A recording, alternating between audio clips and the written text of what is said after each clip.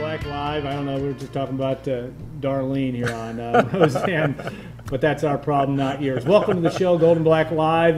Today is September. What is today? September 25th, and a beautiful. I'm still in my last week of relatively summer attire. It's a great day in West Lafayette. Going to be a decent day, I think, tomorrow. Maybe a little bit cloud cover for the game. Purdue Bowling Green and the Boilermakers. A lot to talk about this week. Purdue 1-2, as is Bowling Green. You feel like they're in kind of different places, but obviously the news of the week, David Blau, and there's a lot of other things that are swirling around whether the Boilermakers can make a run at it tomorrow. So what is your question? I'm leading you with a statement. You can expand on that. Can they make a lot going on this week? David Blau. Let's start with that. What do you think? So we're starting with David Blau. Sure. Okay. I thought we were starting about them being 1-2, and so I just wanted to be clear. That's all. That's kind of the. I just wanted to be clear. Sure. Yes, David Blau is the quarterback. Okay.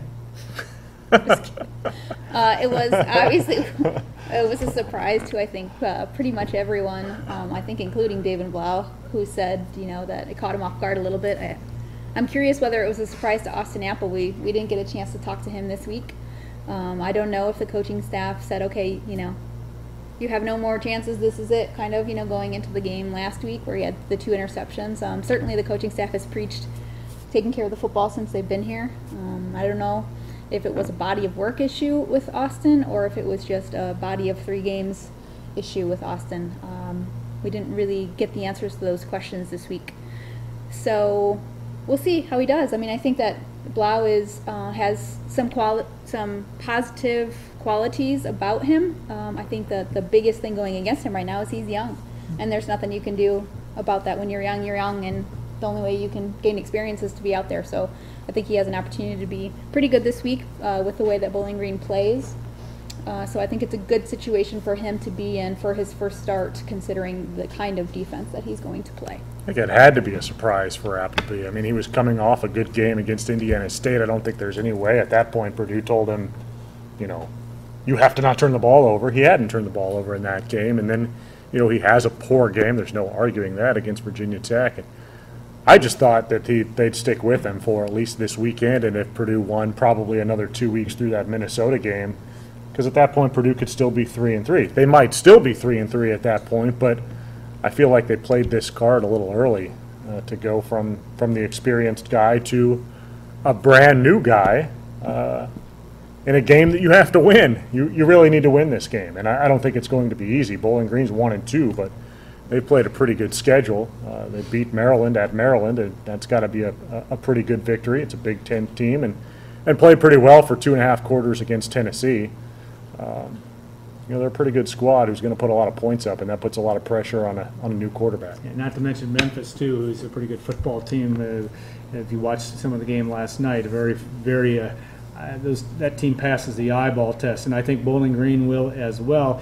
I think the timing was interesting only because you also had spoken with Daryl Hazel on Monday, and no real indication that this was coming down. And yet, I will admit, based on Austin's work on when preceding Saturday, I can understand. But that surprised me that there was no hint of it on Monday. Yeah, I asked Daryl Hazel point blank, do you still have confidence in Austin Appleby as your quarterback, your starting quarterback? And he said, yeah, but he needs to not turn the ball over as much. So I suppose you could look at that 2 ways. Yeah. He also was asked, I didn't ask the question, Mike Carmen from the JNC did ask, at what point do you start looking at other options at quarterback? And Daryl did say on Monday, well, that's something that we always do. And, he said he was going to sit down and speak with John Shoup. So it was kind of, but still, I didn't think it, I still am, again, still was surprised by it because of the timing, like what Kyle mentioned and kind of what's coming up. And what do you do if David Blau struggles? Do you go back to Austin Appleby? Yeah. To me, that's really you either stick with Blau and you write it out, or you go back to Austin. I don't think that Elijah Sindelar is a factor. I asked Daryl that on Tuesday if Elijah was considered right now, and he said no.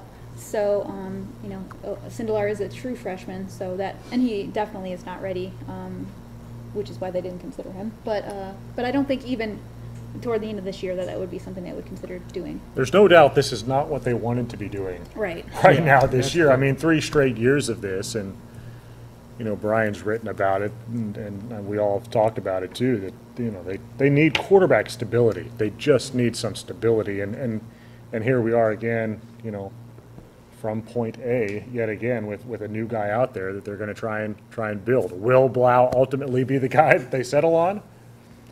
Yeah. We'll see. We'll see starting tomorrow.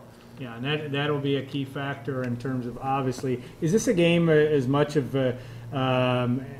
and we're going on to the next topic of slowing the Falcons. Is this a game of Purdue has to run the football to keep Bowling Green off the field? Is there a number of plays that you're looking at tomorrow and saying if Purdue holds Bowling Green under this number of plays, the Boilermakers have a good chance of winning? How do you look at it, Stacy? Well, I definitely think Purdue needs to run the ball. I suppose Purdue needs to run the ball to stop Bowling Green's offense or to keep Bowling Green's offense off the field. But for me, they need to run the ball because that still is the best thing they do. Yeah. Last week it was not good against Virginia Tech. Virginia Tech schemed to stop it and stopped it, and then Purdue couldn't beat them another way.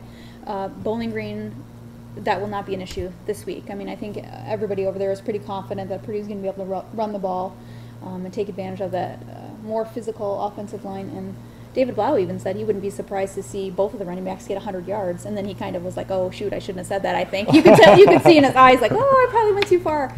But I think they really feel like they can, generate plays in the run game. And then that would help Blau in theory, too, to be able to take advantage and go kind of play action over the top. In terms of what Bowling Green, to slow them down, I don't know if you can. What's slow? If you allow 35 or... in terms of a number of plays, I don't know. It depends on how successful they are. Because if Purdue stops them from making the big play, which is what they want, then maybe Bowling Green's drives are 8 to 10 plays instead of 3 plays, ending with a big one. I'm interested to see what Purdue's game plan is defensively, because we talked to Todd Walker, the radio voice of the Falcons, on the podcast today, and he said the last couple opponents have been really pressuring them up front, trying to take away a lot of the underneath stuff they do to get them out of rhythm and sort of daring them to throw deep. And, Purdue's talk this week has been about not letting the ball get deep. So it'll be interesting to me to see whether Purdue's going to not allow, but be a little bit softer is a dangerous word to use. What's the word I want? Softer in coverage up front. Yeah. Then people start to think you're playing soft defense. But softer in coverage up front and, keep them from getting behind. Two different philosophies there. It sounds like maybe people have used one against Bowling Green the last couple of games, and Purdue might use the opposite, but we'll see tomorrow. Well, and you look at the 15 yards of reception last week for Bowling Green, they go deep, and of course Roger Lewis, 7 catches, 261 yards. They love to get, they look like, at least on, of course you end up watching the highlight stuff, that they end up liking to go deep in a big way. Look at the Bowling Green defense, and there's opportunities for Purdue still to score, but can it score enough? They're smallish. Yeah, they're that's not for very sure. big. The one linebacker, the good one, whose name escapes me at the moment. Number 20. Number 20. Was it Green? That is right, Trenton Green. He only weighs 200 pounds, about 5'11" or 6 foot, and one of their better players. But second on the team in tackles. Yeah, it sort of tells you a little bit how they play defensively. They try to be opportunistic with the turnovers, but they're not going to out physical you. And I think, like Stacy was saying earlier, that leads me to think that Purdue has to run the ball. They should be able to run the ball, and if they can do that, they can control their own offense and keep Bowling Green off the field a little. Well, I think if Bowling Green plays zone, which is what Purdue was expecting for the majority of the game, that's something that, coming off last week, that Virginia Tech had really physical cornerbacks, and we kind of saw a little bit of a flashback to last season when Purdue's receivers maybe didn't get off of that coverage as consistently as they needed to. So maybe this is a really good time for this game for Purdue's receivers as well to gain some confidence. And Kyle talked to Jared Parker this week and wrote a little bit about that. You need to see more from those outside guys. We felt like they had some depth and some talent there this year, and it just really hasn't shown up the last couple weeks. So I think this could be a really big game to just have guys find the zone and settle in and get some easy short completions, and then hopefully maybe you can take a couple over the top. Okay, we'll go on to the third topic, and it's progress defined. Before we do that, though, we want to thank our sponsors, Hilton Garden Inn, State Farm agent Trent Johnson, and of course John Basham and Basham Rentals and Triple X. And we do take questions. We've already had one that says Alan looks like Charlie Sheen in the 2.5 Men in this shirt. I thank you. That is true. This shirt is a year old, but it may be circa 5 or 6 years ago when Charlie was on that show. But I appreciate the comment. We also will take real. That's right. I've never watched Tiger that. Blood. I've got Tiger Not Blood, my kind of show. and I don't even know what that means. I actually Never mind. never saw the show once, but I did hear. And I don't think he used Tiger Blood in the show. That was just him talking. Melting down. Yeah, on the back end. So I do appreciate that. But if you have real questions, assuming that isn't one, you can send them to this. And this will be the last time I wear the shirt this year, I can assure you. All right, progress defined. This is a weekly question, at least in my mind, of where the program is. I mean, right now nobody is saying that the program's, including Daryl Hazel, of where it needs to be. But he did say after the game that it wasn't that far away. Where are we right now? 1-2. Yeah. Yeah, I mean, last week was just a bad week all Yeah. around. I mean, their special teams was bad. Daryl Hazel continues to point to that third quarter, specifically with the special teams mistakes, as the reason that game was lost. So you have to get better there. I said Daryl Hazel said. I didn't say I said. I mean, come on, you punted because you went 3 and out a billion times. I mean, that's why you got to the special teams. I was surprised. Can't sit there and blame the special teams in the third quarter. From Monday on, that was his it's first the deal. whole story. I'm just saying. And maybe it's because you're replacing the quarterback. So if you hammer home, A, we're replacing the quarterback, and B, the offense lost us the game, that it seems like you're just tossing the guy totally under the bus and rolling him over him. But to me, that special teams are, come on. You punted the ball and got it blocked because your offense went nowhere. Well, in the halftime when the game was still relatively close, even though you gave up a bad touchdown right before half, they still were, was it about 2.5 to 1 in yards? I mean, they were still dominating the football game. Purdue was on the outside looking in, not out of the game by any stretch, but certainly in my view, looking up at Virginia Tech, which it did most of the game. So yeah, I mean, and that was just kind of my point, was they didn't play well really in any facet. Last week against the defense, that was pretty good. Yeah. So what more do I don't know? What I th- more? yeah. It's hard. Just I think because we're- every game you don't want to put too much stock into necessarily. Overreact, or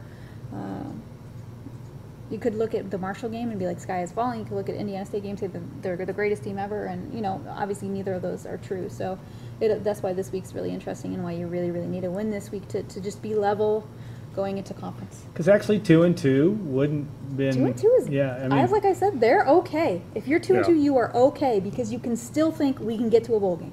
You still can. Yeah. I mean, if you're 1-3 and then staring down October, then you're like, meh. But if you're 2-2 and looking, and then you're like, okay, we're okay, or at least get to 5. You can be better win-wise, even though the start has maybe been a little shaky. But you got to get this one.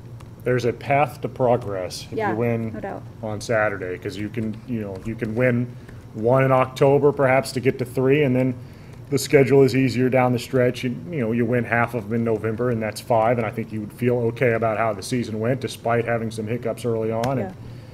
But 1 and 3, we're talking about a whole different thing, I think, next week, and you start to get concerned about where you are a month then from that point. We'll move on to the last topic, and we just have about a minute or so. Injuries causing problems. I just start to see this, and you do. Obviously, it's week 4, and this happens. Are you starting to feel like this is becoming a big, linebacker situation, and Jimmy Herman not likely to play? But how do you view that in terms of that? Is this it's not really a big deal yet? I don't think it has been a big deal yet. I mean, certainly it would be a bigger deal if this week was Michigan State week and Jimmy Herman wasn't able to play. And maybe he won't be ready by next week against Michigan State. So I think it'd be more important next week. I'm trying to think of the other. I mean, Martese Patterson is really the only other guy this week, and David Hedelin was out for a game, but they still won that game. So I don't know. I do think that the Anthrop issue has hurt them. I mean, it was pretty evident watching that Marshall game that Danny Anthrop was, and we knew this, was a huge part of that game plan, with wanting to move him around, get him the ball in different kind of ways. Because when he went out or was sidelined during that game, Trey Hart came in and was doing a whole lot. So it's pretty evident that position was part of the game plan. They have gone away from that the last couple of weeks, although Danny has been out there more. It'll be interesting to see whether, as he gets healthier, presuming he does get healthier, whether they try and do some more of that movement around with him as the season goes on. But I think that has hurt them this year, no doubt, that to not have him be what they expected him to be. We have a great question. I always love this one. Evaluate Morgan Burke. What's the future of the AD? Possible replacements. I'll answer them all myself here, and that is, I think his contract is through. I believe there's talk about 2017. Whether I think that's when he turns 65. The future of the AD is that he'll be at Purdue for the foreseeable future, in my opinion. Possible replacements, that'll be a whole other show.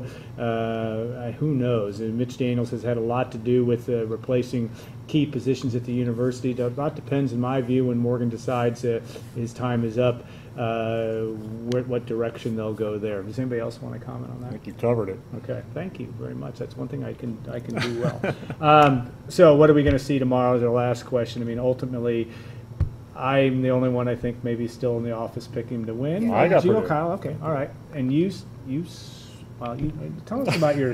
Call her out. Do it. She switched. I did switch. I started thinking Purdue. And at so did the beginning of odds, week. by the way. It went 2.5 Purdue to. That's a crazy. I mean, I don't gamble at all, so I don't really you know do. these Started things. changing But on Sunday, but right? this was a huge. Changed after the decision. I Yeah, think, this was a changed quarterbacks. huge swing. 5-point swing. 5-point swing. Yeah. I don't Excuse understand us. that stuff either. So, Purdue opened as a 2.5 favorite. They're now a 2.5-point underdog. right, but I thought the line started moving on Sunday before the quarterback. Yeah. It did start some, and I think it exacerbated after And maybe the it's even quarterback more change. now. So. Anyway, I did change my pick. I just am not entirely sure, though. I think David Blau can have a good game, and I think that that the running game can be good this week. I just don't see Purdue outscoring this offense, Bowling Green's offense. I just don't. Yeah. I honestly hope they do, because they really need to win. Yeah, it would be but nice for all of I us. just don't see it.